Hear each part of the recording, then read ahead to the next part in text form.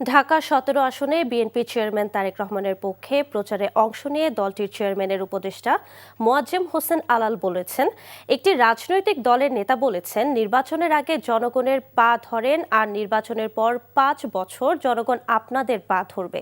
কিন্তু বিএনপি জনগণের পা ধরেই আছে, নির্বাচিত হলেও তাদের পা ধরে থাকবে। সকালে রাজধানীর বনানী এলাকায় প্রচার কর্মসূচিতে তিনি এসব কথা বলেন ধানের শীষ এমন একটি প্রতীক যা আল্লাহ ছাড়া কারো তৈরি করার ক্ষমতা নেই। ধানের শীষ আল্লাহর বিশেষ রহমতের প্রতীক বলেও উল্লেখ করেন তিনি।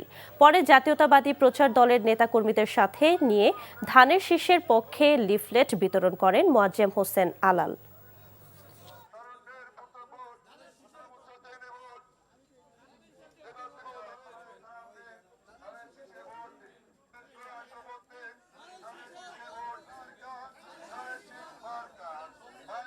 আমরা জনগণের পা ধরে আছি এবং নির্বাচিত হলেও জনগণের পা ধরেই থাকবো অন্তত আগামী ৫ বছর।